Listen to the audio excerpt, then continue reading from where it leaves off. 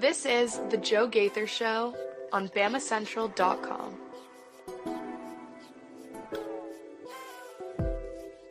Good morning, Tuscaloosa, Internet world.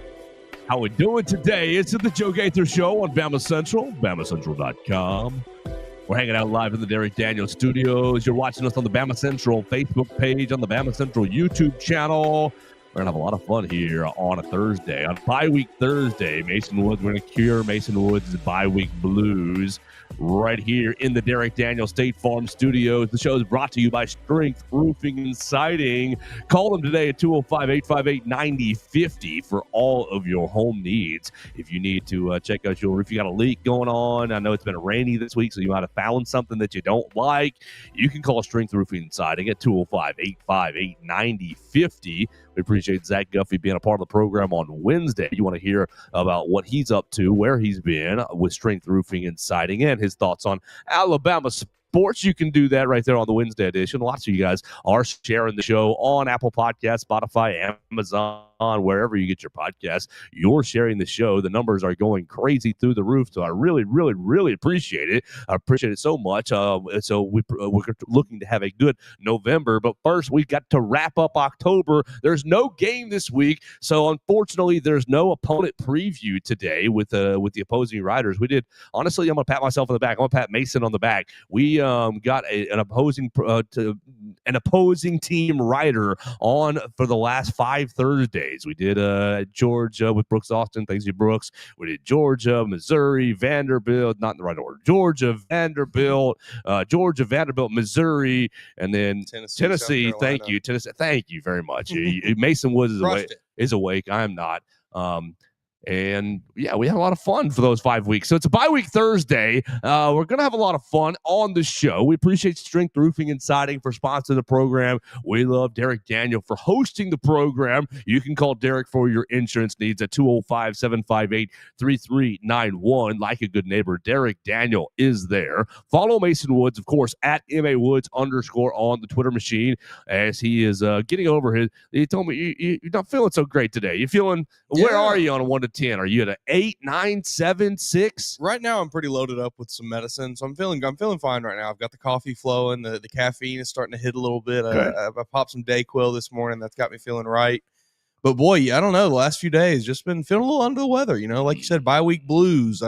No Crimson Tide this weekend's got me feeling down, I guess. Yeah, you and Melissa have big plans for the weekend? Not that I'm aware of right now. Go. So we will, I guess we'll cross that bridge if it comes. I don't think we're doing anything big this weekend. Y'all gonna cozy up by the fire and watch some other teams watch their seasons come to an end. Yeah, there we go. We'll probably, we'll watch a movie or something this weekend. And Halloween weekend we'll watch a scary movie or something, I'm sure. You, Rusty, Seamus, Melissa, y'all gonna eat the Halloween candy, watch the ball games. It'll be a good time. You watch any MLB last night? More World Series? Not. You know who I did watch though? Jacksonville State and Middle Tennessee State. Oh my gosh, what a touchdown at the end of the half that didn't happen. That game was fun. That was fun to watch actually.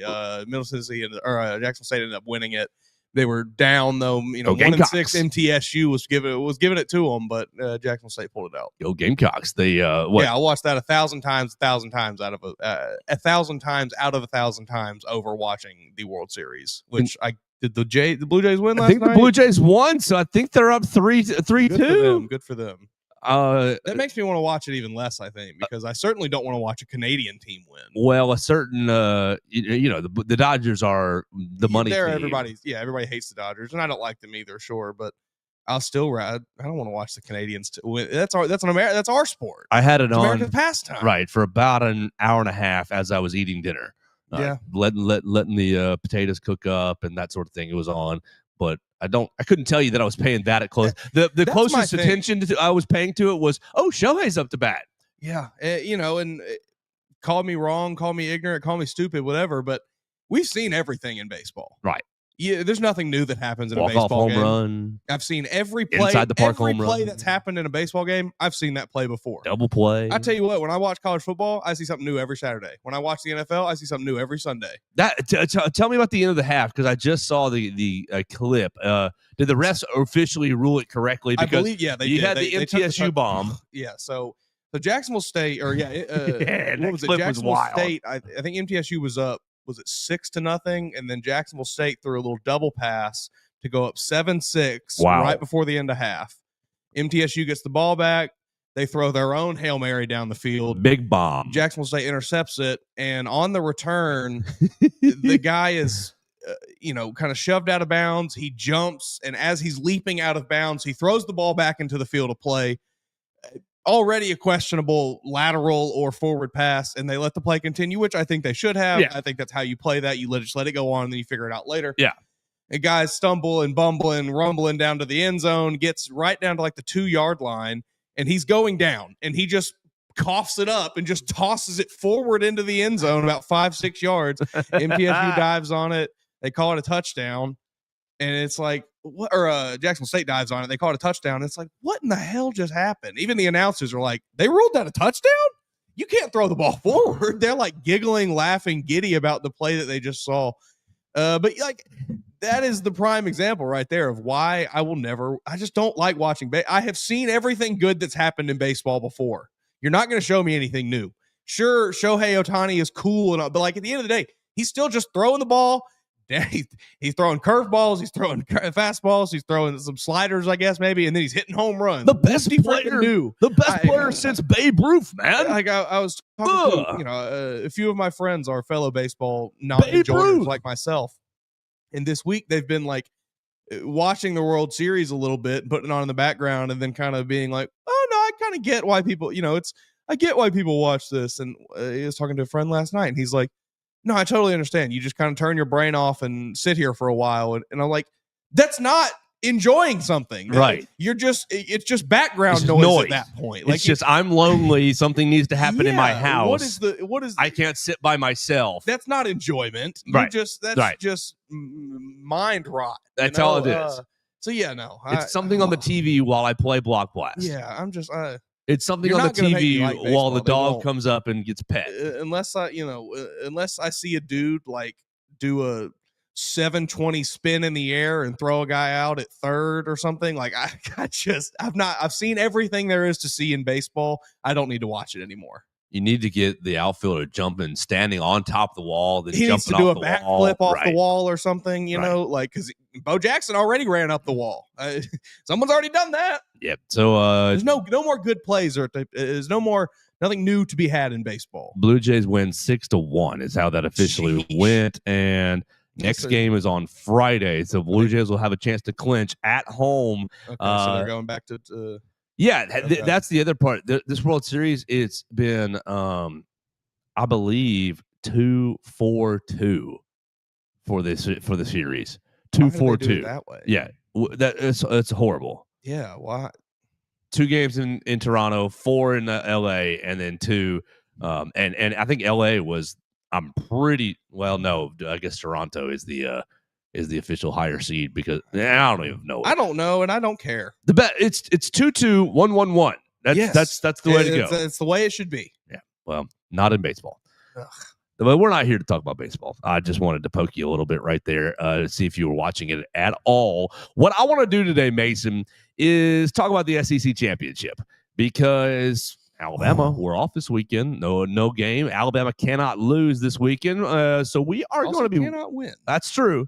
We're going to be looking at this weekend's slate of games, and we're going to be looking at what's happening around the league because I've been pretty hyper-focused on just Alabama through these 7-8 weeks. Yeah. It's, who's Alabama playing? Let me put them on this week, and I'll watch all their games that they played and kind of make an assessment. Well, there's nobody to put on. I'm not really ready to put on LSU tape because I think the LSU tape is going to be kind of worthless offensively. Well, not worthless, but I think it's going to be, you're going to see a lot different things from what you've seen this whole season. Right. And that's scary enough in and of itself. We're going to take a voicemail from Dax. We'll do that in just a minute. We'll probably lead with that. But I want to set this conversation up because you've got several teams up at the top. I mean, last year we were all worried about like a 5-7 way tie, whatever it was going to be. Was 7 last year was what, around like week 8, 9, 10, right? Kind of right where we are now. It was like there are 7 teams that could legitimately finish first place here. Well, there are 6 teams right now with 1 or fewer losses. 2 undefeated teams. games. Your Alabama Crimson Tide is one of them. Texas A&M is the other. But you got Georgia, Ole Miss, Vanderbilt, and Texas all with one conference loss. Now, currently this week, you got Georgia and Ole Miss ahead of them in the standings because Vanderbilt and Texas have played one less conference game. What do they call it in soccer? Game in hand. Is that right? Is that what they call it inside? They've got a game in hand because I think they played one more game. So we'll look at the schedules and we'll decide. We'll kind of play all 6 of these teams out against each other and predict who's going to be meeting in Atlanta. I mean, right now, look, Texas A&M, Alabama, you handle your business. We'll see you both in Atlanta for a heavyweight showdown, and these other 4 teams, we'll determine what their schedules will end up at. But these other 4 teams will get to watch that first weekend of December and have a bye week. They'll have 3 weeks off before the playoff. A couple of them will get in. Oh, yeah. Somebody's going to get left out, and everybody's going to be sad and mad and angry and excited about the future. But that's kind of what we want to do for the show today. Before we do, though, we want to try to lead with the voicemails when we can. And my man Dax called in, and Dax is super faithful, and I love him very, very much. I appreciate him so much, honestly. Very encouraging. So he called in. He texted me last night telling me what it was about, so I don't want to spoil his topic. You can call in at 205-462-7340, extension 800. If you want to be involved in the voicemail line, a lot of you guys are new listeners. A lot of you guys are new downloaders. I really appreciate you guys doing that. But if you want to get involved in the show, always leave us comments on all the social medias, everywhere you like. But if you really want to have your voice on the show, I'll play it. Whatever you say, I'll play it. Just don't curse. If you curse, I'll be mad at you, and I'll have to start screening your voicemails to put the little deep, deep, deep through it, which is fine. I can do that. But you're welcome to call in on the voicemail machine at 205-462-7340, extension 800. Here's Dax on the voicemail line. What, guys? It's Dax. First of all, happy Halloween Eve. Yeah. Pray for Jamaica. That hurricane's tearing them up, and we are getting some residual effects over here in the States because we're back to rain every day. Yeah, amen. But I just want to say I'm super proud of the boys for making it to the bye week without taking any L's. Mm-hmm.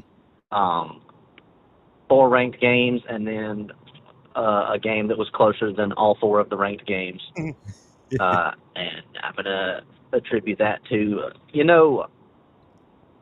all of the great teams have 2 or 3 games in the season that look like the South Carolina game. Go back to 2009, the Rocky Block game. Tennessee, if I can remember, I was 9 years old when that happened. But if I can remember, Tennessee was not good. And, they might have been good. I don't know. I was 9. They weren't that good. You're right. Oh, yeah. We were better than they were, obviously. We won the national championship. But we would have lost that game had Terrence Cody not blocked that kick. That was an ugly game. Ole Miss beat us 2 years in a freaking row. Zach Calzada beat us one time. Auburn, for some reason, is always a 500 football team that has somehow found a way to beat us multiple times. But I'm super proud of this team for being as gutsy as they are. Every single player on that team has a winning mentality, and I'm super happy about it because we haven't seen that in 2 or 3 years now, where you can literally tell that everybody on the field is trying as hard as they can to get that win. It makes me so happy to see that. So we've had 2 bad games this year. One was a loss, and one we won. Take that dub all day. I think we might have one more bad game left in us this year. Woo! But let's pray that we get a win on that one. I think the bad game's going to be at Auburn. But thank you, bye week. Oh, we need Lottie healthy. We need Isaiah Horton healthy. I don't know when Quay's coming back. Beeman's definitely not coming back till next year. But Yonze Pierre, wow, he's having a Bray Hubbard type year where he, is taking over for a starter and just ended up being as productive, if not more productive, than the starter was. Courtney Upshaw reincarnated right there. Mm-hmm. And Justin Hill looks really good. You'll need to go watch some more tape of that boy because he is setting the edge on the run plays very well. That boy going to be a monster next year. Mm-hmm. But on to LSU next week. I'm more worried now because of Brian Kelly being gone and their offensive coordinator being fired. Well, actually, they fired their offensive coordinator, so that makes me a little less worried because it's going to be really hard to implement like a new offense in 12 days. But BK's gone, and every team that has fired their head coach this year miraculously gets better than they were. Let's pray that LSU is the outlier to that. But you know what? We'll find out. I just wanted to call and say how proud I am of this team. They remind me of sort of Saban-era teams. Of course, it's DeBoer guts versus Saban guts, but, guts are guts, and I love them. Roll Tide, boys.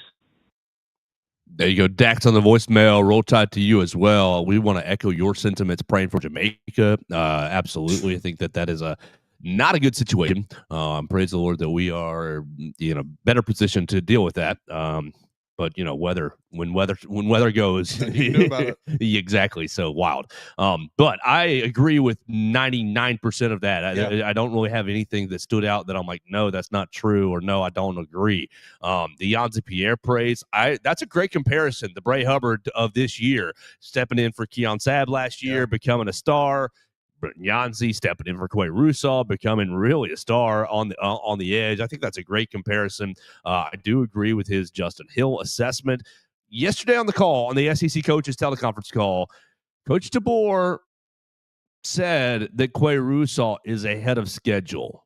Now, I don't know that you should expect him back anytime in the regular season still. That Auburn game is 4 or 5 weeks away. I still think that's a little early, but I think postseason is all in play for Yanzi Pierre, or excuse me, for Quay Russaw. I think that postseason is in play as early as maybe even the SEC championship, and that would be amazing. Really, really amazing.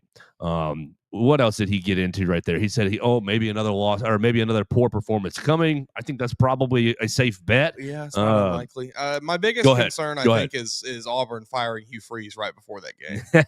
Like that, if Hugh Freeze is coaching that game, I'm not really that worried. Well, Hugh's not preparing for any other game right now. That's a great point too. Hugh's like, we're just gonna call our base stuff this week. We're working on Alabama.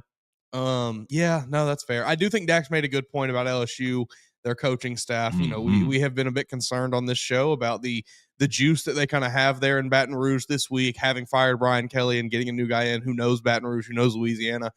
However, like Dax said, they are missing an offensive coordinator now, so it's going to be very difficult to establish any sort of new offensive scheme. So it's not that unlikely that we'll see something fairly similar, I guess, maybe with just a few wrinkles that are there to throw Alabama off. But, I wouldn't expect a completely new scheme out there on next Saturday or anything like that because, Dax is right. You can't install that in, a week and some change. We'll circle back even to yesterday's SEC call again. Frank Wilson essentially said we're playing Garrett Nussmeier. Nussmeier's still the starter. He said that there's going to be packages or plays for this Michael Van Buren, the dual threat guy transfer from Mississippi State. So I think that, our fears yesterday about Nuss getting benched and we're going to play a quarterback that we barely have any tape on, maybe a little too extreme yesterday. I do think that you'll see Van Buren, but it'll be mostly be Nussmeier, and I'm not really afraid of him. I mean, he still has a lot of tools to be a good quarterback. I just don't know that he really executes with those tools effectively. Mm-hmm. He also said the Weeks brother, I don't know if it was Will or Witt or Witt. Yeah, I think it is Witt. Is on track to play. Of course he is against Alabama. Sure. You'd have to kill him to miss that game probably. Yeah. Well, Landry Kiffin gonna get him going. Landry's gonna be. Daddy always tried to beat Alabama, never could. I mean, just kind of back to like the Garrett Nussmeier thing. Like, he hasn't been great this year, obviously. No, sure. Like, we can all sit here and say he doesn't scare me at all. But it's not like he's just. It's not like he's just awful either. I mean, you go through the game log here. It's decent performance. It's not like he's throwing 4 or 5 picks a game. He's got one multiple interception game this season. He only has 5 picks on the whole year. Like, he hasn't been, I don't think, horrible enough to warrant a benching. I think there's just a lot of things that have gone wrong there. We'll take us back to the preseason. Weren't there rumors of, oh my gosh, catastrophic knee injury? And I don't wish that on you, Nuss. I'm just rehashing the history. And whatever happened in that preseason, whether it was strained MCL, strained PCL, or whatever it was, I don't want to really speculate because I don't want to put bad juju out there. Whatever the knee injury actually was, obviously he avoided catastrophic knee injury. Thank you. Very good. That's very good. We don't wish it on anybody. But I wonder if it has really, really hindered his ability, his agility, his movement, his athleticism through the year, and thus has made him a little more statuesque, has made him a little more, okay, we got to make do with subpar, not the full complement of my skill set. Yeah, I mean, he was never like a dual threat guy, but I think one of the things he did do pretty well was move around in the pocket and just kind of step to the side and things like that. And he's definitely lacked that this year. You saw it very much in that Texas A&M game where, look, LSU couldn't block a soul, but he was not helping either on a lot of those sacks.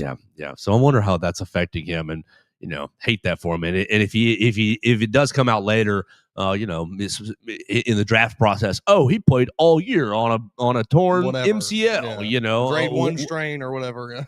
Then more power to you, guts to you in the year, Nussmeier. Did he leave us anything else in that chat, in that voicemail? I talked about Lottie needing to get Lottie back and Isaiah Horton back. Yes. And DeBoer basically insinuated that both those guys are doing well and back on track. And I think that Lazier either had a rolled ankle or was actually just sick. I think he had a little freshman flu last week. That was, you got a little too popular on campus. You know what I'm trying to say? It's very possible. It's very possible. We needed the Lazier Brooks mono graphic like Sam Darnold that time. And I don't really know what happened to Isaiah in the game, but I think it was minor. And I do wonder how tough Isaiah Horton is playing through Knicks and Knox.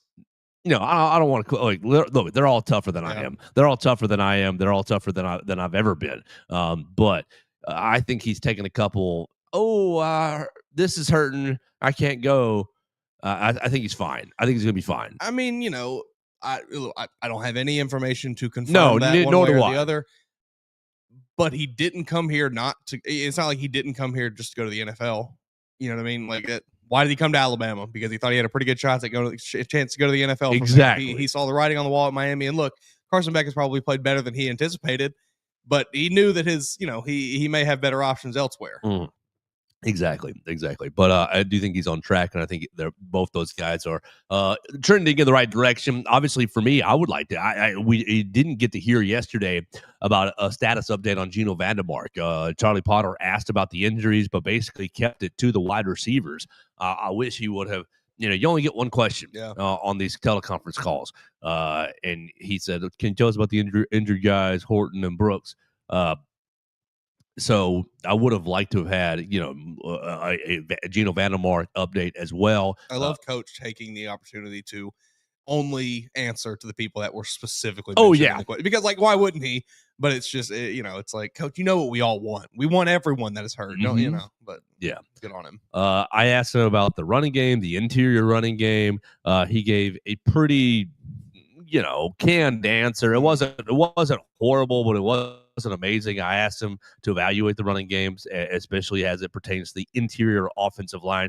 His quote, one quote block. I think it's the whole group. It's not just one person or one part of it. It's the whole group. It's a different piece, not being consistent or doing what they got to do every single play. There's good reps, and then there's ones where we struggle. We got to be better. I think it's also being in sync with our running backs and them giving us something too on the back end, whether that's falling ahead for yards or breaking tackles. I think it's a full group effort. A lot goes on the offensive line, obviously, but we've just got to keep working and keep getting better. So of nothing specific there. Yeah, if we're talking about how we're splitting the blame up here, it's like 80-20 offensive line running backs. It is not the running back's fault. I get that, sure, there's maybe been a couple times where Daniel Hill could have run a little bit harder to get an extra yard or so, but it is not their fault. Mm-hmm. You get stalemated at the inside, the interior trio, whoever it ends up being every snap, because they're mixing it up, is getting stalemated and junking things up, I think. All right, so Dax, appreciate the call, man. Hope you have a great Halloween. Dax, what are you dressing as for Halloween? I know you're going to listen to this today. Are you dressing up? Dax probably. I would bet Dax is working. I would bet Dax is going to have Dax has a couple jobs, and I bet you he's going to be doing one on Maybe he'll on get to Friday dress up night. at work. Who knows?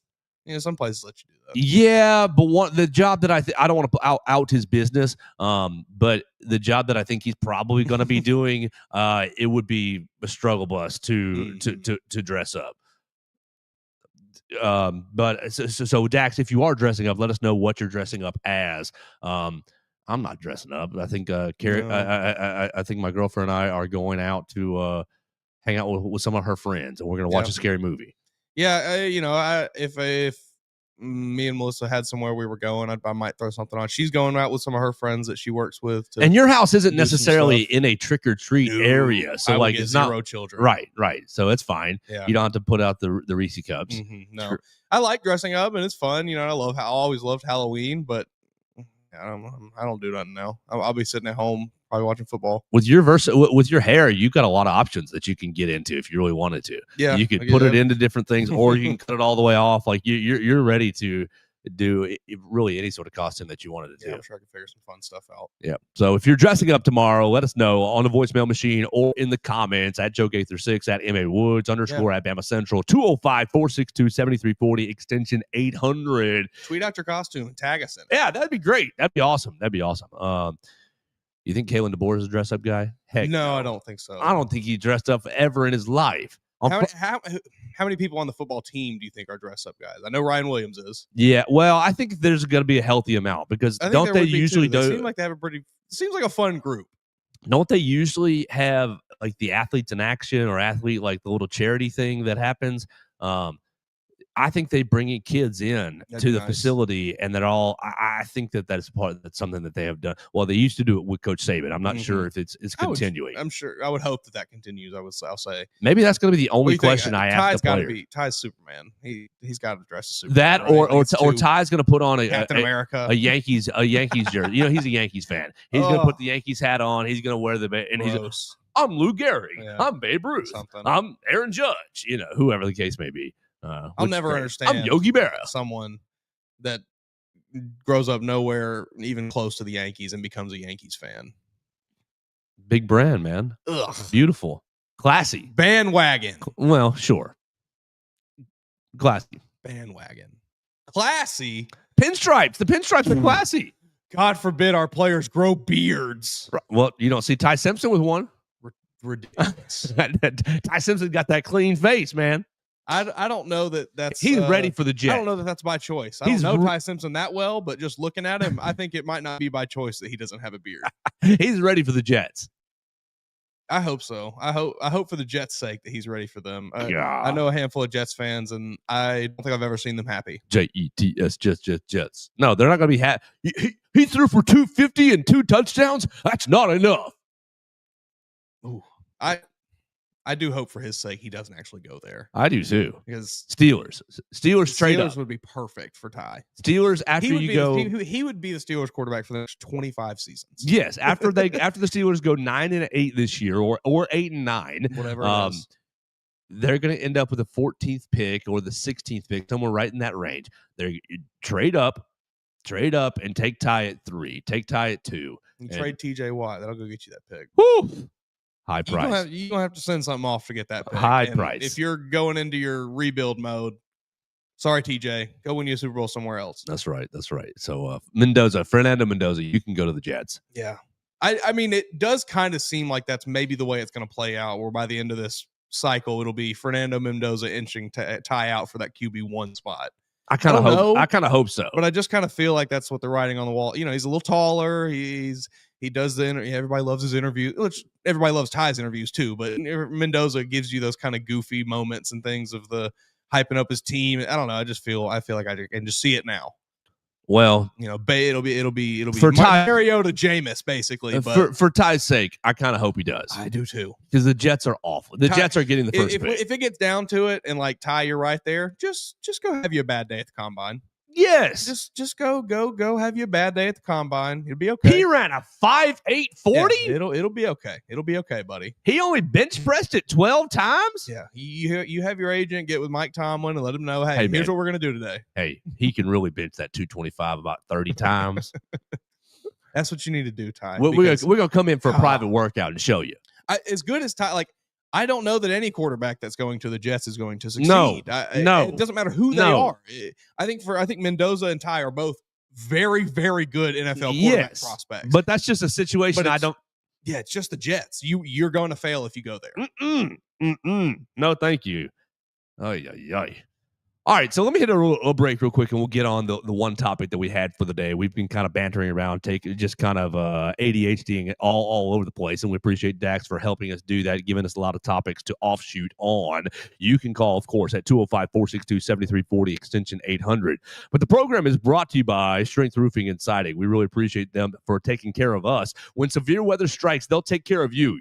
Your roof is your home's first line of defense. Storms with high winds, heavy rain, and hail can cause serious damage that isn't always visible from the ground. At Strength Roofing and Siding, we specialize in storm and hail damage, roof repair and restoration across central Mississippi and Alabama, providing fast inspections, expert repairs, and insurance claim support to help you recover quickly and protect your home. A professional assessment from a trusted roofer is essential. That's my man, Zach Guffey, and his team. You've heard Zach for the last handful of weeks. With over 45 years serving Alabama and Mississippi, Strength Roofing and Siding provides expert storm damage, roof repair, and replacement.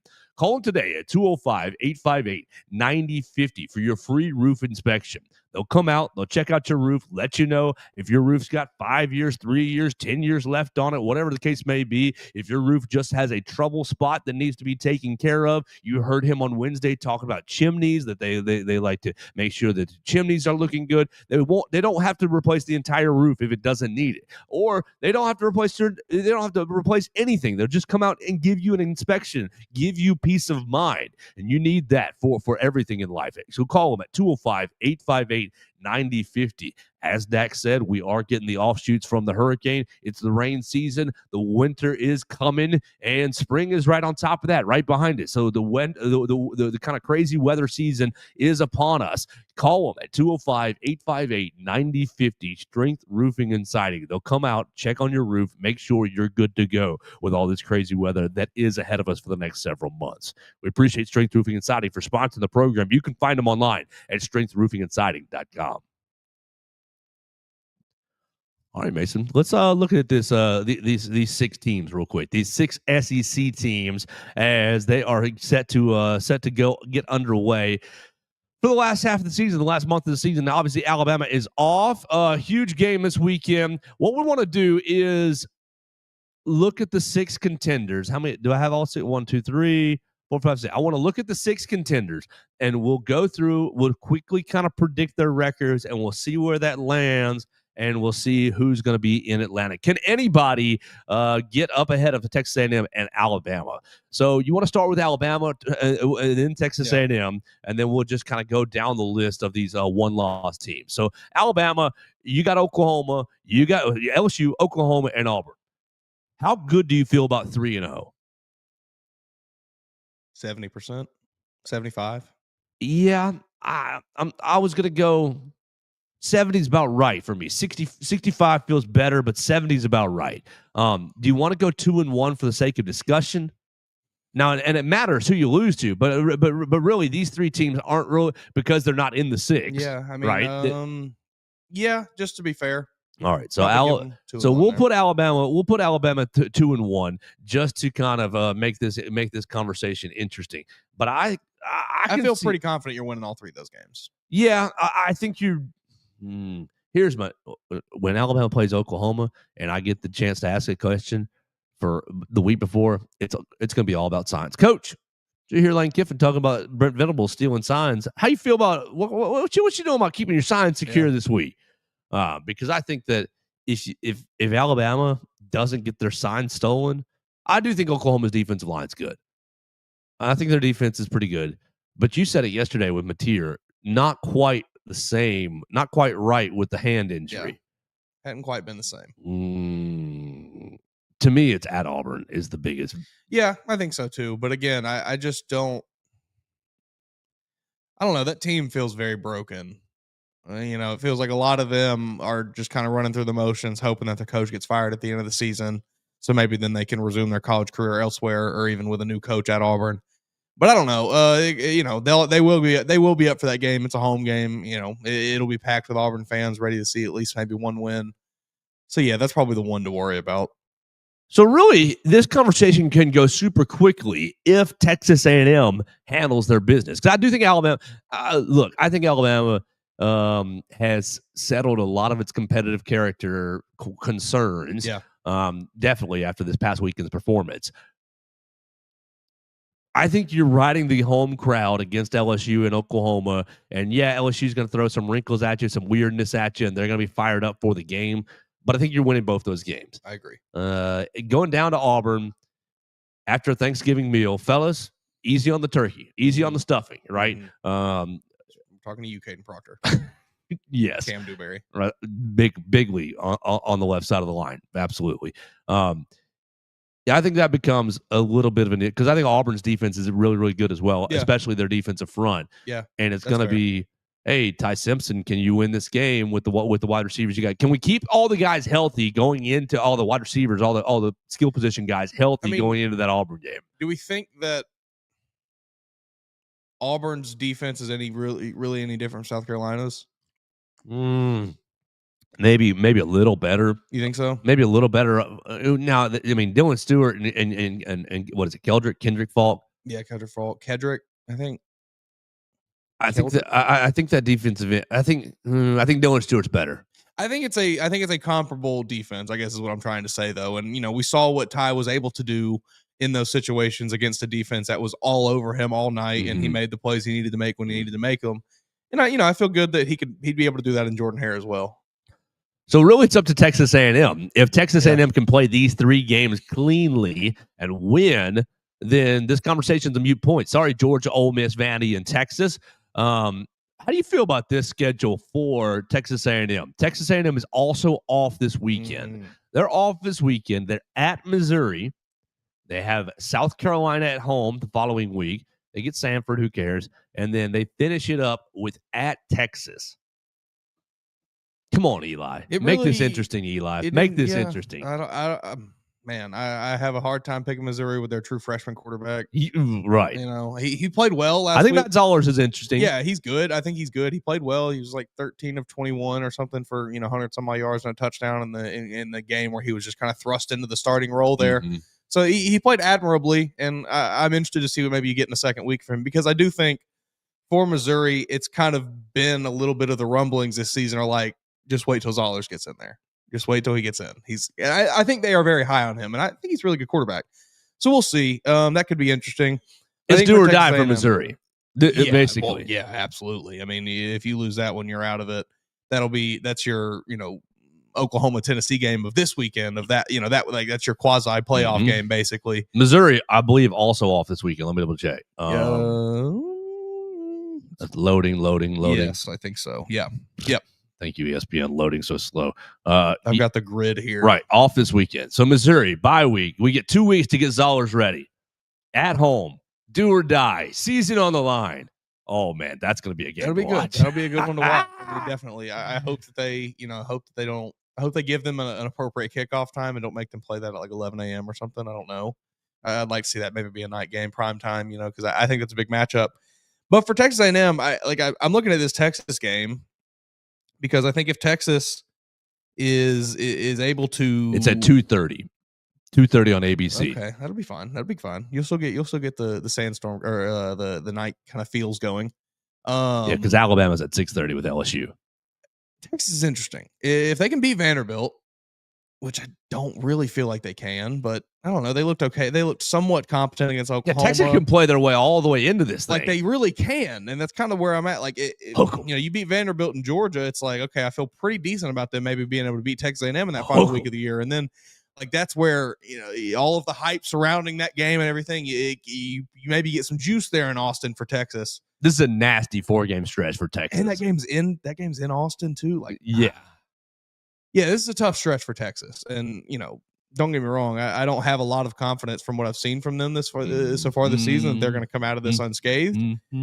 Just if they can, I would not be shocked to see them in an upset spot to beat Texas A&M in that final week of the year and steal a spot there. Till Gabriel blows his horn. That's but they can't mess around this weekend. No, you have to win. They have to. If they lose, they're out. Right. I mean, that's it's Vanderbilt and Tech. We talked about there's a lot of almost basically elimination games kind of within the next few weeks, like Oklahoma, Tennessee this weekend. Whoever loses that, you're out. Go Diego, go. You're probably already out, both of you, because you have 2 losses. And then Vanderbilt, Texas. Whoever loses that, out of the picture, buddy. Out of the SEC championship picture, you're talking Oklahoma. I think if Texas loses again, they're out entirely. Well, yeah, because they've lost to Florida. They are. Oklahoma is out. I think if they lose again, out of the SEC championship and the college football playoff picture. Right. I agree with you there. Tennessee, I think, as well. Tennessee has to win out and stay in the I agree. picture. I agree. But Tennessee's not going to be in the SEC championship picture. They're basically with 2 losses already out of that. They got to go unbeaten the rest of the year to make an argument for the playoff. They've got Oklahoma, Florida, Vanderbilt, and of course New Mexico State. I'm going to say they're going to drop one of these 2 games with either Oklahoma or Vanderbilt. I don't disagree with you. I wouldn't be shocked if it was Florida, to be honest with you. At Florida, that's been a nightmare scenario for Tennessee for years on end. I'm with you there as well. So I'm not looking at Tennessee making the playoff. I'm not looking at them. They're out of the SEC title picture. Oh, miss. Hotty toddy, gosh almighty. That's what I'm looking at. Who the hell are we? I mean, you got. Oh yeah, their schedule looks nice. They're in. Ole Miss needs 1 Texas A&M volley, and they're in. Yeah. They got South Carolina this week. Then they are they get the Citadel, the mighty Citadel, home against the Florida Gators, and then at Mississippi State for the Egg Bowl. I mean, how Mississippi State would it be to be so close in all of these games, losing to obviously you beat Arizona State, all these 1-score games, right? But you're 0-4 in the SEC. You lost in overtime to Tennessee. You did get drummed by Texas A&M, but lost by 2 at Florida, and you had Texas by the neck, and you let them lose. How Mississippi State would it be for the end of the year? Jeff Levy says, "Sorry, Lane Kiffin, we about to ruin your time." That would be something special. That would be so Egg Bowl as well. Yes, it would. That's I'm pulling for that officially right now. Yeah, I think that's the storyline I'd like to see happen. But I mean, Lane Kiffin, you have. And I like you, Lane. I'm sorry, I like you, but that story's great. If you just don't pee down your leg, and you're in the playoff. You might not make the SEC championship, but don't matter. Yeah, they need a little help for that. Yeah, but you are in the playoff. Basically right now, you just got to handle your business. I don't think any of those games for Ole Miss are overly concerning. Hotty gosh. Yeah, South Carolina is going to look broken this weekend. Yeah, I think. They're going to go over to Oxford. And they're going to say, dang, we took Alabama to the edge. For 4 touchdowns, Yeah, I think Ole Miss. I think you're looking at Alabama, Texas A&M, and Ole Miss are your Georgia now. Georgia's got Florida this weekend. Yeah. They're at State, Mississippi State. Then they have Texas at home. I think Texas is up a creek, honestly. Then they end with Charlotte and Georgia Tech. So they really only have 3 SEC games left, with obviously the 1 loss against Alabama. Man, I don't know. You're going to end up with if you end up with a 3-way tie for second at 7-1 between Texas A&M, Ole Miss, and Georgia. Well, Georgia is over Ole Miss for head-to-head. Texas A&M. What are the tiebreakers? SEC. I'm trying to remember what it was. We went through it last year. I want to say it was head-to-head record against common opponents. So yeah, okay. So all their common opponents, well, they would have won. Oh no! If Texas A&M loses to Texas, Georgia goes ahead of them. Yeah, Georgia will go ahead of them. Oh my gosh, rematch with Georgia in the SEC title game. I don't want that. I mean, who's the team? Like, if you're Alabama, who is the team that you want to? You don't want to play any of them, but who's the team that you want that you, I guess, don't want to play the least? Right. Okay. I definitely I don't think I don't want to play Georgia anybody. first. I think Vanderbilt's first for me. They're second for me. Yeah, Georgia first. I don't want to see Pavia ever again. No. And then next is like weirdly, I would take an undefeated Texas A&M coming into that game over a rematch against the other two. I probably would, but I'm probably putting A&M at third on my list of teams I don't want to see. Because it's just something about the rematch factor. I think if you're Alabama, you're hoping to see Ole Miss or Texas. Yeah. Yes, you are. You're hoping to see Ole Miss or Texas find a way to get there. Because, look, they're both fine teams. Ole Miss a little bit more so than Texas, obviously, I think, at this point of the season, but they're frauds. Hotty toddy, gosh almighty. Ole Miss is Lane Kiffin will have diarrhea to playing against Alabama. Mm-hmm. I mean, I really like you, Lane. I really do. But I don't. He just gets two in his head. Right. It's the Kirby Smart fact. It's, I can make history. I can make a name for myself. Get your popcorn ready. It is not a nameless, faceless opponent to Lane Kiffin. Right. I agree. And I just don't trust Texas at all anymore. I have no trust in them. And I think that Alabama's coaching staff could put on a lot of film and say, we're going to get these guys because of X, because of Y, because of Z, and give the Alabama players a lot of confidence. Especially if you march through November undefeated. Can you imagine you get to that SEC championship game? We talked about Clay Rusaw earlier, potentially being able to come back that week. Like, he comes back against that weak Texas offensive line. Mm-hmm. Yanzi Pierre, Yanzi's going to go crazy in that week. That Alabama could have a lot of bad things to do to that Texas offense. So really, Georgia is looking at beating Texas and then trying to motivate the Longhorns into beating Texas A&M. Because if they serve Texas A&M, if Texas A&M loses to Texas, the record against common opponents, they'll have the edge right there. Because we didn't play A&M and they played us and lost, and everybody else's win. Ole Miss, as we said, they've got that's Mississippi State's schedule. We don't need them anymore. I was just looking at their remainder. Vanderbilt's got a really hard rest of the season. And I mean, you can push back on me here, Mason, if you think I'm wrong, but I think at Texas, home with Auburn, home with Kentucky, at Tennessee, it's just too difficult. Two TWO difficult road trips. Sandwich, you Auburn and Kentucky, not great teams, but just the consistency factor, week in and week out. I think they're going to go at minimum 3-1 as a ceiling. I think they'll probably end up 2-2. Yeah, I think they'll probably go into Neyland and lose. As much as I don't want that to happen, I do think that's probably going to be the case. But I feel like that game will be a decider. That'll be like an elimination game for them the playoff. They'll already be out of the SEC title picture.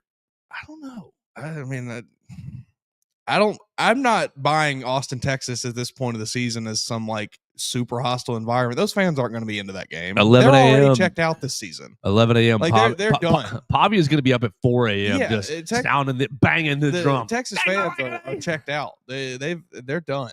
There's no reason for them to be checked out. They're still right there in the mix. They've watched this team this year. You're right. They've watched this team this year. You're right. I like Vanderbilt in that game, and then I like Vanderbilt because like I think Vanderbilt beats they have overcome that hump of like, all right, we can just beat bad teams now because we're better, and I think they've gotten there. I think they matched, when they after matched they up punked against LSU, Alabama, it was like, okay, Alabama, you ran into a buzzsaw here. Alabama might just be a better football team than you. But yeah, you go get that win against Missouri, you go get the win against LSU. Like, this is a good football team. It was a 3-point game last year. 3-point game last year with Texas in Nashville. You're winning that game, I think. Ooh, that's the game to watch this weekend. And I like them to beat Auburn at home. I like them to beat Kentucky at home. Yeah. That last game is going to be a tough one. Neyland Stadium, because it'll be at night, I'm sure. And those Tennessee fans will be. Can you imagine an 11-1 Vanderbilt team? They're going to be ranked 5th in the country. That would be awesome. They're going to be ranked 5th in the country. They're going to be left out of the SEC title game on a tiebreaker. How would that play out? Okay, losing to Alabama, they would be.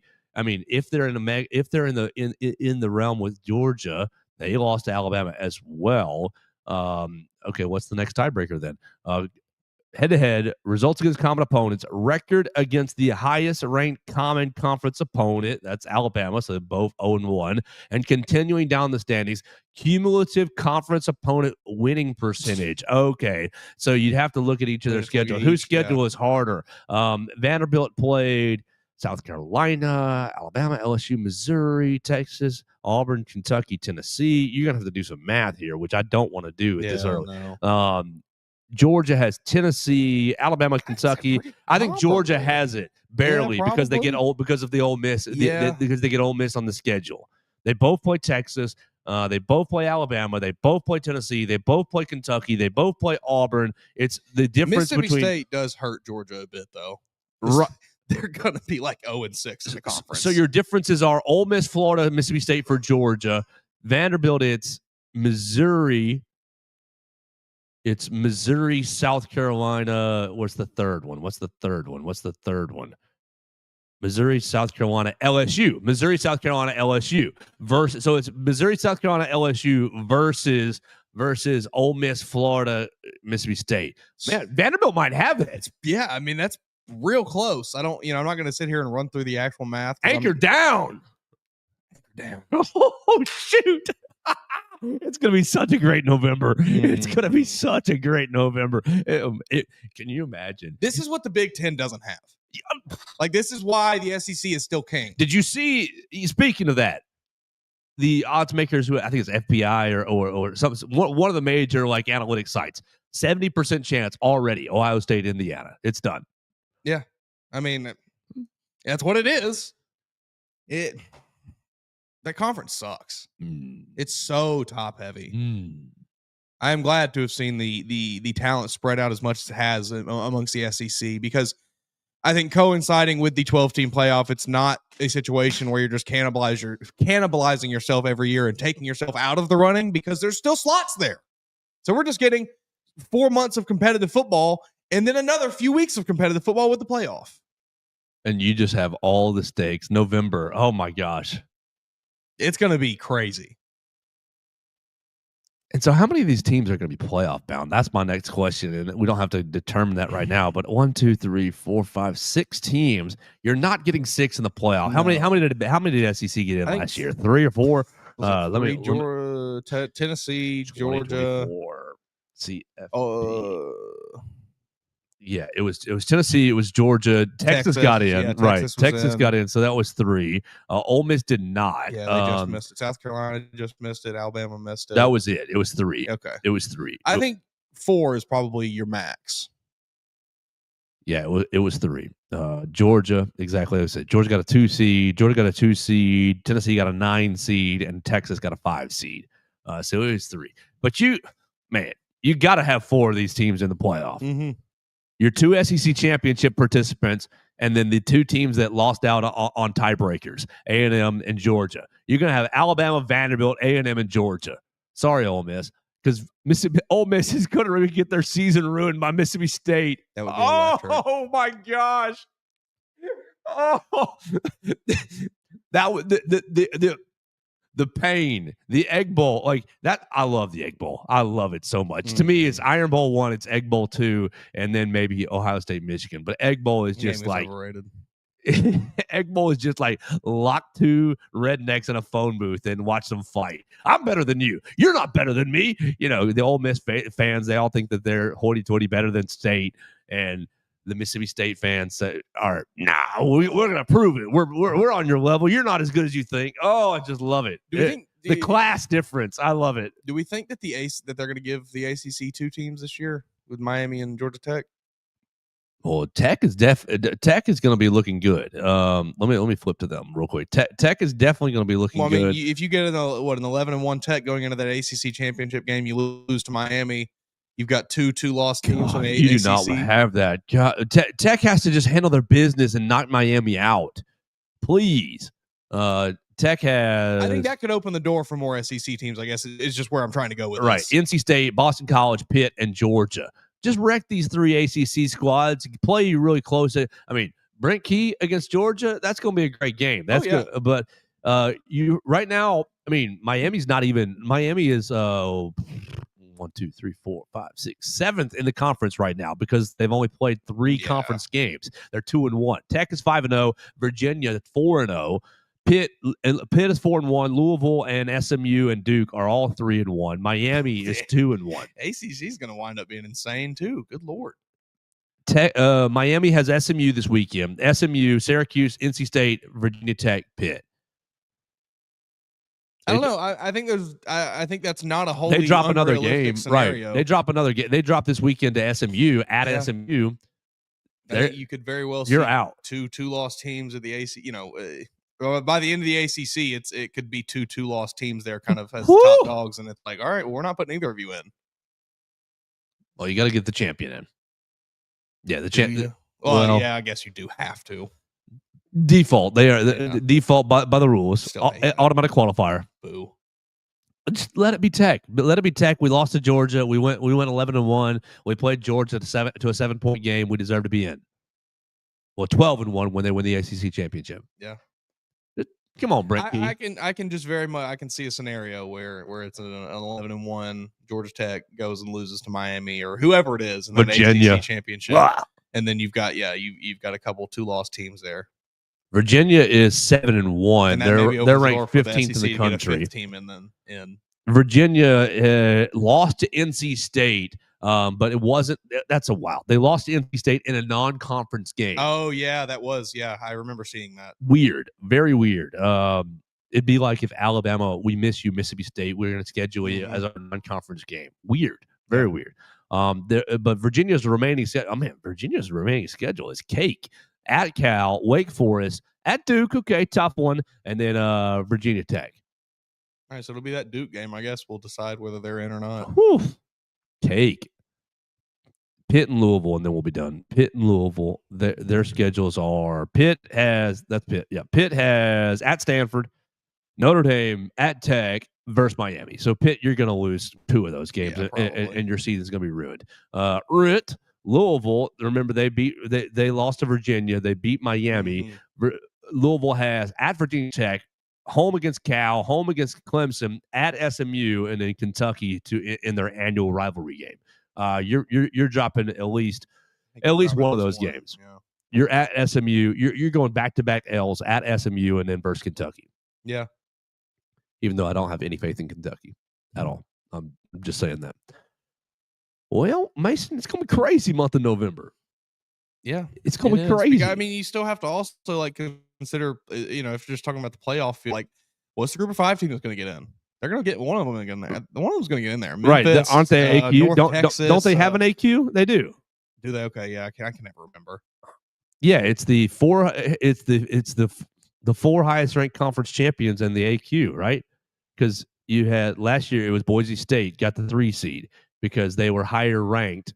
They were higher ranked than so it's the 5. It's the 5 highest ranked conference champions. Pretty positive. Yeah, I think that's right.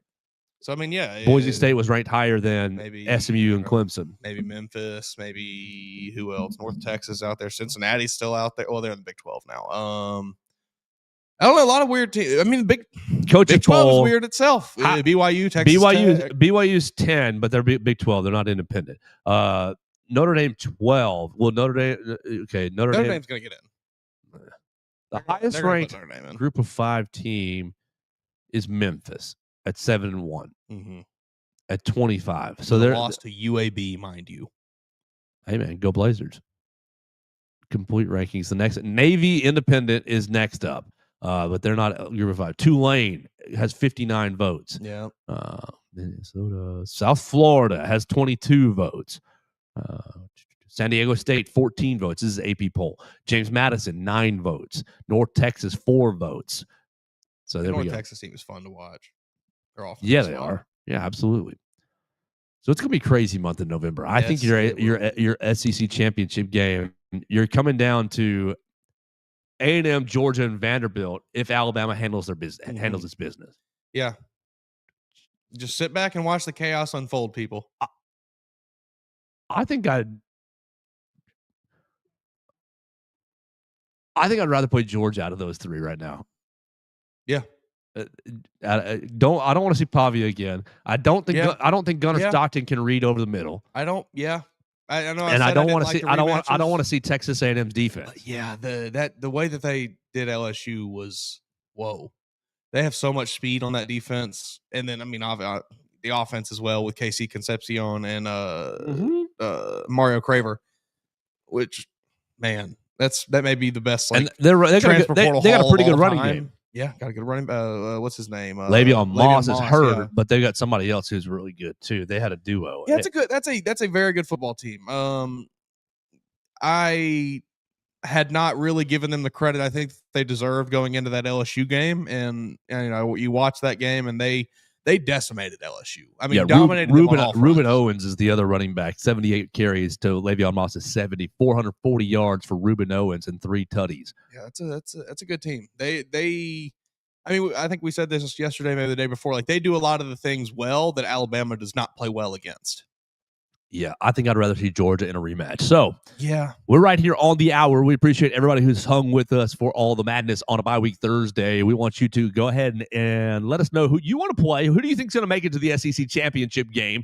Let us know at MAWoods _ at Joe Gaither 6 on the voicemail line 205-462-7340 extension 800 at BamaCentral. We just kind of going through these contenders remaining schedules.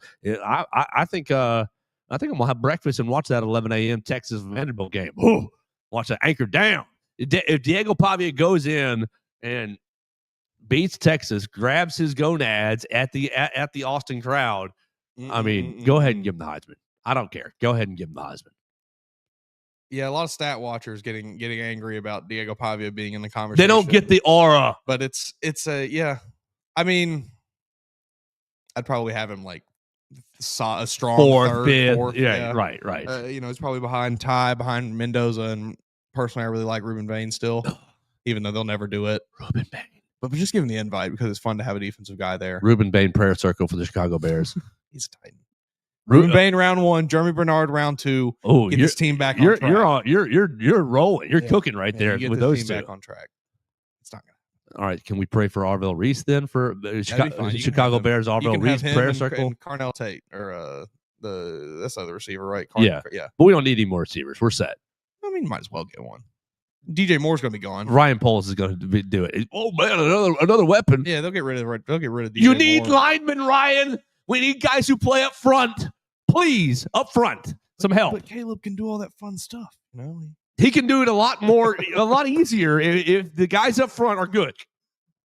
And we need a defense. 3 bleeping pressures this past week against the Ravens. 3. Yeah, things don't look good when the Bears don't turn the ball over. Or don't get turned over. Right. Yeah. You cannot live off 3 pressures in a game. Yeah, like Kevin Byard was doing big things for me on my fantasy team, getting an interception almost every week. It felt like, and then he hit his hands. He didn't say he did. It hit him right in the wrong spot in the hands. Yeah. And we've got the Bengals this week. Who do y'all have? That's a good question. All right, great. You got 24 hours to figure it out. We'll have Football Friday tomorrow on the program. We appreciate everybody watching, everybody listening to the show. Share the show with your friends. The Joe Gaither Show on BamaCentral on all your favorite podcast platforms. Subscribe, rate, and review. Monday, I will be playing. Oh, yeah. I looked up tickets for that. $40 to sit in the end zone. You want to join me? We'll see. Yeah. Let me know. I'll be up there this weekend. $40 to sit in the end zone to watch them, or $140 to watch the terrible Preds on Saturday. I will not be doing that. Little hockey will not be doing that. I've never been to an NHL game. I've heard it's a lot of fun. It is fun, but I'm not paying that to watch that bad team. Yeah, no, I wouldn't want to pay that much money either. Right. Give me in for $20 and we'll talk. Right. So we're going to have a lot of fun on Football Friday. I will be out of the studio, so we'll do it a little bit remotely tomorrow. Really probably just predicting these games. And I guess I got to start watching LSU today to get a feel for them, despite them being very different in next Saturday. We want to remind you, Monday is the start of basketball season. So if you're getting excited about basketball, we're going to spend most of Monday talking about that. I cannot wait for that. The women play in Coleman Coliseum first, then the men play right after it, so you get to a nice little double feature. We will be debuting a comical song. It will be we hope you take it in the spirit that it's intended, which is supposed to be funny and lighthearted. I recorded it yesterday. I don't feel great about it, but the feedback I've gotten is, yeah, man, that's good enough to go. I sent it to my parents. I sent it to other advisors, And they well, said, this is just the teaser, and then if people like it enough, we come back with the deluxe version. okay, sure. Yeah, great. That might be a bar too high for me with the technology that we currently have. But on Monday, we will be debuting Math Teacher to get you excited for NATO and the 2025-6 season. You got to upload it as a TikTok sound. That's how it'll really take off. Yeah. I'll send it to Henry. We'll make Henry to handle that. We'll make the youngs do that. He's a TikTok star. I gotta say, he's pretty good at it. I gotta give him credit. Yeah, where credit's absolutely. So find Henry Sklar on the TikTok machine. Did you see, so the last Football Friday he was on was for Tennessee, and he's picking his, he's making his picks, at the end of the show. All right, last pick, last thought, and he's just going on this huge tangent about the trees turning colors and meat and barbecue and fall in the air, and I go, Henry, we need the pick. Come on. We need the pick. And so he did give the pick. Like I kind of try to get him back on track. For his TikTok, he cut all my he cut my part out of it. It was all the trees in the air and then cut and then right to. So my pick is, and I was like, Henry, you dog, man, you dog. That's good. Which is fine. I just laughed at it. So find Henry Sklar on the Twitter machine or on the TikTok machine. I'm not exactly sure. I bet you it's the same as his Twitter, which is Henry Sklar. So we're going to get out of here for the day. We're basically landing the plane. We appreciate everybody hanging out with us. There will be player interviews on the BamaCentral YouTube channel about 12:30 or so. We're going to be in the facility about 12:15. Hopefully we're going to talk to all the fun guys, Ty Simpson, Deontay Lawson, and the crew. So make sure you find that on the BamaCentral YouTube channel. Yes, one more thing. Just real quick before we get out of here. Last night, Alabama landed in the top 5 for a 4-star running back in the 2027 class. Andrew Beard from Bogart, Georgia. So Bama dipping back into Kirby's backyard again. Yeah. Go get him a running back. We'll see. Running back, y'all. Andrew Beard. We'll see. Over 1,000 all-purpose yards this year. So pretty good player. Great job, Andrew. Keep it up, my man. And we'll hopefully see you in Tuscaloosa as you landed in the top 4. Andrew Beard getting into it might be Jerry Beard.